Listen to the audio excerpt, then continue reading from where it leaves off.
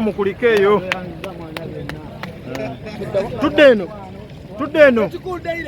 Tudeno.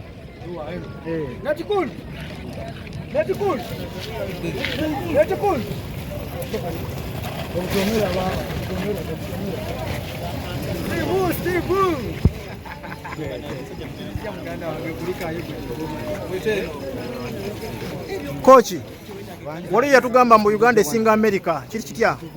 Uganda Jason wa Uganda esigala Uganda. Uganda mukali kyomere biki mu mbeera y'obudde yakabi naye bali mu ntegeka y'amakubo. Amakubo gatwala emmotoka mukaaga ne mukaaga. Segera ajja mukaaga bagenda mukaaga omala ebbanga nga tonaabye nze naabyeyo omulundi gumu. Lwaki? Si bwe bukyafu obwo. Kochi si bwe bukyafu obwo.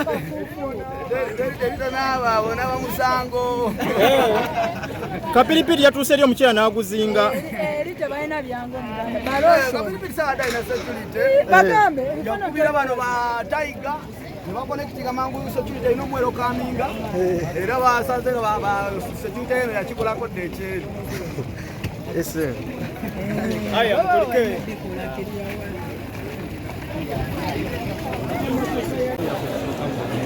Chao chao kutabana musango abana bato muzimu kiko wafunye kujabana Kampala musikemo na challenge ya mani kwa songa bali bansaba guardianship ezikiriza okuja traveling n'abaana bano kati zabana benina nga abaana basinga tebalina mbazadde Kapiripiti alina mama talina taata talina alinayo kojja womu kojja tubadde tubitanga okujja okusayininga empapula olusi nga taliiwo mulimu n'omulala bamuyita Tugumba Faizo era naye talina mpapula zimwogerako waliwo Shadraka nga naye talina mpapula zimwogerako.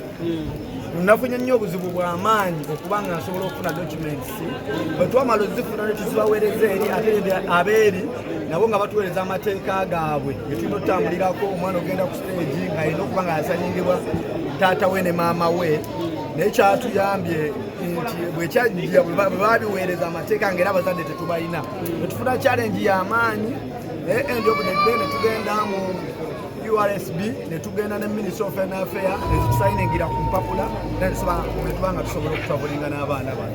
buzibu kiwe muyitamu mwabati abalina abaana bamba ofanya abantu balina bazadde bemuyitamu kwa kino kye watuuseeko okutambuza abaana mugenze mu America mubikoze bizibu kibe muyitamu byolaba nti gavumenti oba oli awo beyalisanye obakwatirako mwabajja abaana ku street abakwata abaana ba ofani ne mubajjamu oba oli awo ekintu gavumenti twalibadde twagala etuyambe ennyo okutuwa ownership ku baana bano batufuna abaana ne tubugezako noonya famire zaabwe ne zibula oba oli awo ng'abantu bajja bagamba nti okutusa abaana oba abaana oli nabo omukyamu n'ojjayo empapula n'ozibalaga still n'ozibawa era abamu ne basigala nga tebakola ki batebakkiriza kati opportunity engeno bwejja oba okyusa obulamu bw'ono omwana omwana yalibadde ku street ng'asumbuwa abantu oba omukyusa obulamu bwe kyegeera nti taata ne maama wange bayinza okuba tebannwanirira naye nze nina okulwana ntereza ki abaana bange bo baleke kubonaabona mu maaso nti essawa ya leero tufuna challenge eyo nti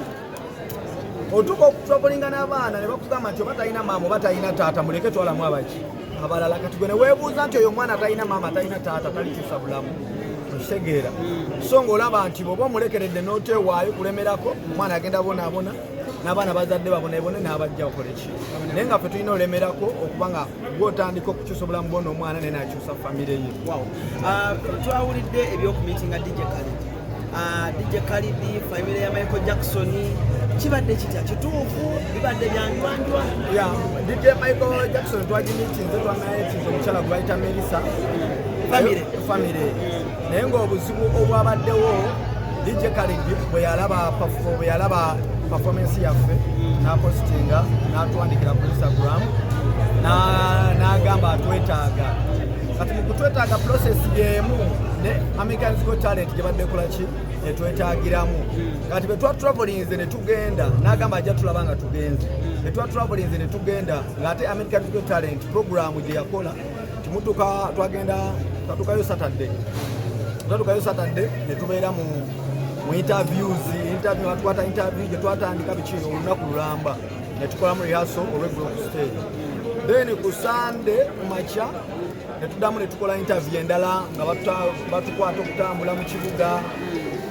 Then bwe baamala ne tugenda nga tulina okupafominga twapafominga essaawa 6. Then we twamaze okupafominga no mu America's Got Talent. We twamaze okupafominga era still balina okukwata cutaways. Kati ate bwe twazimaze nga invitation yetulaga nti tulina okujja okukomawo leero okukomawo Mande. So nga tetulina budde bugenda wa DJ Kali. DJ Kali nakifuliko omukyala nja kugamba ku bifaananyi bye nayogeramu naffe agamba then bo bagenda kukola peke yaabwe nga bo then official tugenda eri kuba ekibadde kitubuzaabuza jiwe tudda mu America's Got Talent naye nga tebakonfirming nga tudde lwa mukulu Gwakutaano kati tulina kikola wano wakati eribanga tulina bakutuula. So family ya Michael Jackson niyo mwafuna? Yatulambuzaako ne tugerako mu Hollywood then ne baeranga nabo obudde tewali then bagamba bwe tunaddayo mu audition eziddako tugenda kuba tulina obudde obumala baba batongera obudde obuwanvu then otujogenda meeting nabo. Kapiripiti omubaya ag'etambasada wabatomugatongomotomu batomubayo omuto wagwa ki ekiganye? nze mwana tewali kiganye obulamu bwolekeriya sooka oggulewo nati mwenna abandaba bafanisi bange mwenna abandaba sooka oggulewo nato ngambye ngende nzigulewo nanze nati namanyidde ebya muwotero munyonyi tebasobola kuŋŋamba nzigulewo ate nga sofa bannange mwenna abafanisi bange nze ndi bulungi mpozi kitambudde kitya? mwana kibadde best no era nebaza mwenna abantu abambeereddewo okuva enagenda paka lwenkomyewo bigapo nyoso mwana mwe abasinga muli bakabiri. Experience ki gy'olabye gy'oyinza oshalingako ne bato banno biki by'olabye by'ogamba nti waawo singa oba oli awo Uganda tukola ebintu bwe biti osanga abaana abato eb'emijijja emitu giyinza obutabonaabona nnyo? First ekisooka nganze Kapiripiti zeeyo nfuneeyo nze nganze ebintu nganze byenjagala eri ssebo ogula olugoye wakuwamu bonasi ogula lumu n'ofuna ttaano ati sofa ebyo nalina ebintu banjagala n'ebishalikako ne bannange ate n'okujukiza bato bannange nti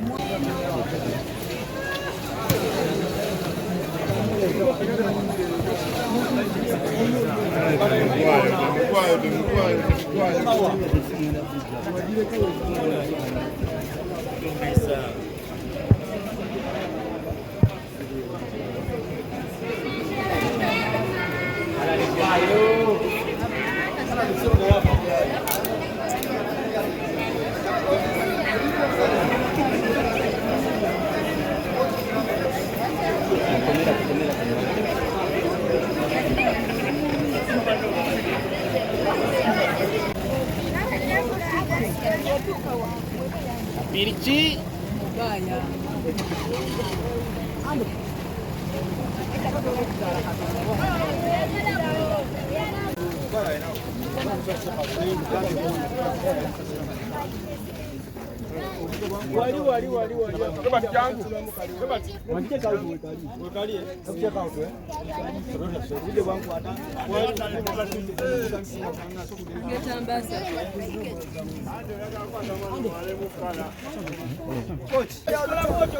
Uganda on top. Oyo ajja mu maaso oyo abeerenga ayitamuko katono simu kinyweze yayongerako maaso bwati awo bootyo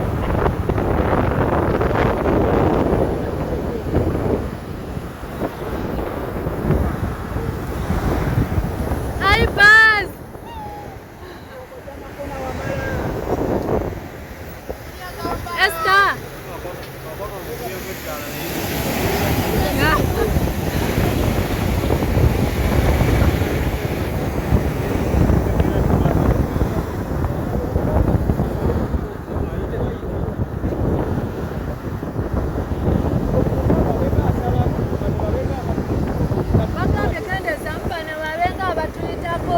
Ani kati asooka overtaking ng'ono amudde mu maaso zonna Overtaking oli.